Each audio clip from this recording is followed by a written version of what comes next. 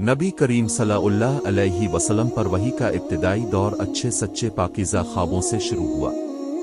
अब सल्लल्लाहु अलैहि वसल्लम ख्वाब में जो कुछ देखते वो सुबह की रोशनी की तरह सही और सच्चा साबित होता।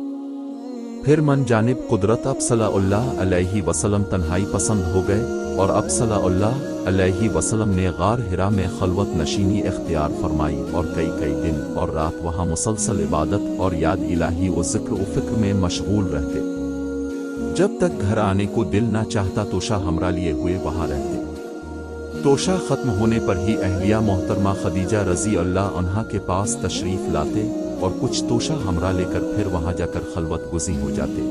यही तरीक़ा जारी रहा यहाँ तक कि अब सल्लल्लाहु अलैहि वसल्लम पर हक़ मुनकशिफ हो गया और अब सल्लल्लाहु अलैहि वसल्लम गार हिरा ही में क़याम पज़ीर थे कि अचानक जिब्राइल अलैहिस्सलाम अब सल्लल्लाहु अलैहि वसल्लम के पास हाजिर हुए और कहने लगे कि मोहम्मद पढ़ो। अब सल्लल्लाहु अलैहि वसल्लम फरमाते हैं कि मैंने कहा कि मैं पढ़ना नहीं जानता। अब सल्लल्लाहु अलैहि वसल्लम फरमाते हैं कि फरिश्ते ने मुझे पकड़कर इतने जोर से भींचा कि मेरी ताकत जवाब दे गई। फिर मुझे छोड़कर कहा कि पढ़ो। मैंने फिर वही जवाब दिया कि मैं पढ़ा हुआ नहीं हूँ। इस फरिश्ते ने मुझको निहायत ही जोर से भींचा कि मुझको सख्त तकलीफ महसूस हुई। फिर इसने कहा कि पढ़ो। मैंने कहा कि मैं पढ़ा हुआ नहीं हूँ। फरिश्ते ने तीसरी बार मुझको पकड़ा और तीसरी मर्तबा फिर मुझको भींचा। फिर मुझे छोड़ दिया और कहने लगा कि पढ़ो अपने रब के नाम की मदद से जिसने पैदा किया और इंसान को खून की फटकी से बनाया। पढ़ो और आपका रब बहुत ही मेहरबानियां करने वाला है। बस यही आयतें अब सल्लल्लाहु अलैहि वसल्लम जिब्राइल अलैहिस्सलाम से सुनकर इस हाल में गार हिरा से वापस हुए कि अब सल्लल्लाहु अलैहि वसल्लम का दिल इस अनोखे वाक़या से कांप रहा था। अब सल्लल्लाहु अलैहि वसल्लम खदीजा के यहाँ तशरीफ़ लाए और फरमाया कि मुझे कंबल उड़ा दो, मुझे कंबल उड़ा दो। लोगों ने अब सल्लल्लाहु अलैहि वसल्लम को कंबल उड़ा दिया। जब अब सल्लल्लाहु अलैहि वसल्लम का डर जाता रहा तो अब सल्लल्लाहु अलैहि वसल्लम ने अपनी ज़ौजा मोहतरमा खदीजा रज़ी अल्लाह अन्हा को तफसील के साथ ये वाक़या सुनाया और फरमाने लगे कि मुझको अब अपनी जान का खौफ हो गया है। अब सल्लल्लाहु अलैहि वसल्लम की अहलिया मोहतरमा खदीजा रज़ी अल्लाह अन्हा ने अब सल्लल्लाहु अलैहि वसल्लम की ढारस बंधाई और कहा कि आपका ख्याल सही नहीं। अल्लाह की कसम, आपको अल्लाह कभी रुस्वा नहीं करेगा।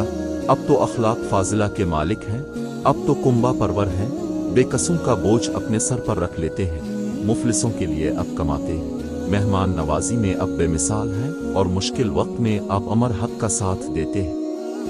ऐसे औसाफ हसना वाला इंसान यूं बेवक्त जिल्लत और ख्वारी की मौत नहीं पा सकता।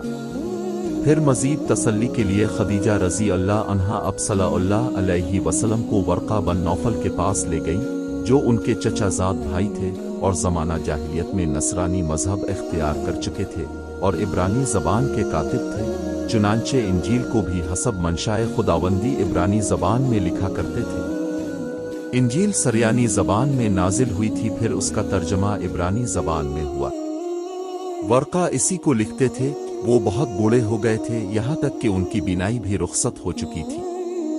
खदीजा रज़ी अल्लाह अन्हा ने उनके सामने अब सल्लल्लाहु अलैहि वसल्लम के हालात बयान किए और कहा कि ए चचाजाद भाई, अपने भतीजे मोहम्मद सल्लल्लाहु अलैहि वसल्लम की ज़बानी ज़रा उनकी कैफियत सुन लीजिए। वो बोले कि भतीजे, अपने जो कुछ देखा है इसकी तफसील सुनाओ। चुनांचे अब सल्लल्लाहु अलैहि वसल्लम ने अज़ अव्वल ता आखिर पूरा वाक़या सुनाया, जिसे सुनकर वर्क़ा बे इख्तियार होकर बोल उठे कि ये तो वही नामूस मुअज़्ज़ज़ राज़दान फरिश्ता है जिसे अल्लाह ने मूसा अलैहिस्सलाम पर वही देकर भेजा था।